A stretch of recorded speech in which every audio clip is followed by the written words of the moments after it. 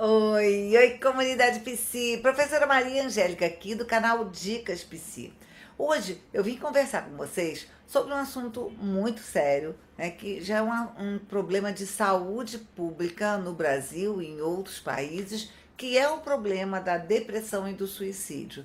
Eu já tenho outros vídeos que eu gravei para vocês sobre suicídio, sobre depressão, mas hoje eu queria conversar sobre a maneira como as pessoas olham para quem tem depressão ou é uma pessoa com uma ideação suicida.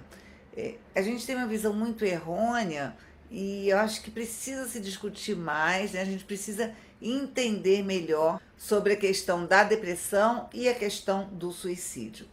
O que me motivou a fazer esse vídeo? O que me motivou a fazer esse vídeo foi o suicídio de um rapaz aqui no Rio de Janeiro, há pouco tempo, que se atirou do oitavo andar. Era um adolescente de 17 anos.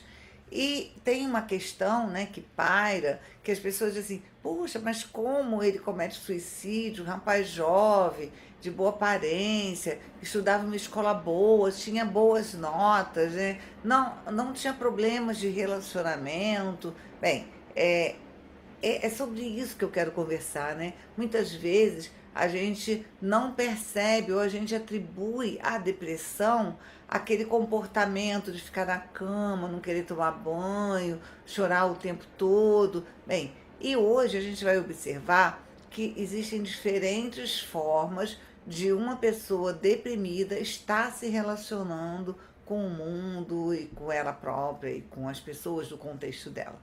Foi feita uma pesquisa aqui no Brasil de 2007 a 2016, e o Ministério da Saúde colocou que nós tivemos nesse período 106.734 suicídios no Brasil. Você vê assim um número altíssimo de suicídio, né?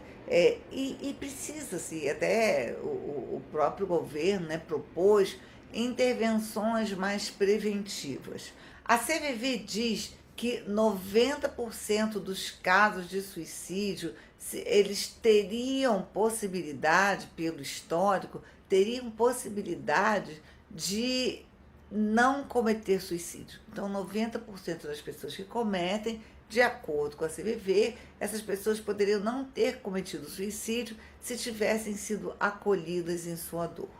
Então a gente vê aí, né, que parece que a gente ainda está muito atrasado em como lidar com pessoas que cometem suicídio. Bem, eu vou falar de uma forma geral da depressão e desses casos de suicídio, ok?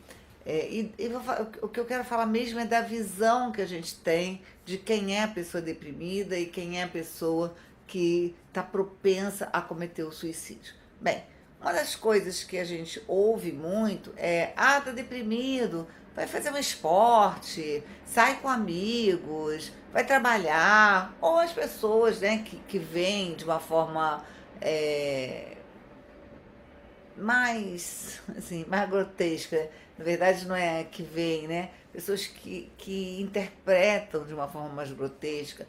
Eu já ouvi assim: ah, pega um tanque de roupa para lavar que acaba rapidinho a depressão. Ou, ah, depressão é coisa de gente que tem dinheiro, quero ver pobre ter depressão. Então, esses comentários, eles não têm nada a ver com o que a pessoa que está sofrendo de depressão apresenta. Então, por exemplo, se a pessoa está deprimida, ela não tem ânimo para ir fazer um esporte, para sair à noite, se divertir, ela não tem ânimo para isso.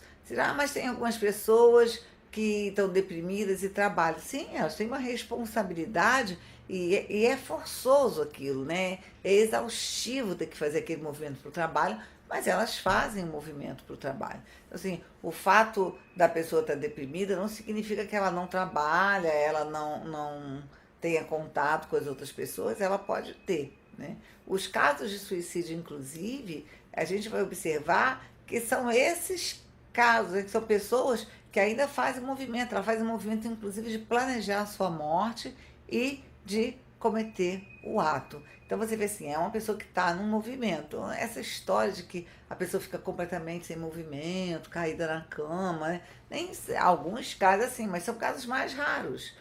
Os casos mais comuns, as pessoas estão aí vivendo, estão aí no cotidiano, né? Eu acho que isso é importante eu estar falando aqui por causa da atualização, né? Nós precisamos atualizar a questão da depressão e a questão do suicídio para o século que a gente está vivendo. Hoje nós vivemos num século em que você tem que ter movimento. É tudo muito, né, muita informação, você tem que estar envolvido com uma série de questões. É diferente do século passado, de 100 anos atrás, em que você via o caso do deprimido de uma outra forma, né? O comportamento de uma outra forma, porque era um outro contexto social, um outro contexto econômico, né? Um outro contexto cultural. Então a gente tem outras questões que faziam com que a depressão fosse vista dessa forma. Claro que a pessoa que tem depressão, você vai observar que ela tem os pensamentos negativos, ela acha que não vai alcançar, que não vai conseguir. Então você vai vendo assim, que mesmo que ela esteja é, interagindo com as outras pessoas, né, interagindo no trabalho, ela tem um pensamento negativo, ela tem um movimento mais para baixo, né? É uma pessoa mais queixosa, né? Então, assim, tem características que sim, que elas são as mesmas, mas o mundo mudou, então a depressão se apresenta de forma diferente, né? Acho que um outro fator importante, né, que, claro, que agrava essas situações de depressão é o que a mídia passa, né? A mídia passa uma ideia de uma felicidade constante, uma felicidade contínua, e isso muitas vezes faz com que a pessoa, que não é assim, porque a vida não é assim, mas a pessoa olha para aquilo e ela fica almejando alguma coisa que é irreal, que é um sonho. E isso pode agravar o quadro depressivo, né?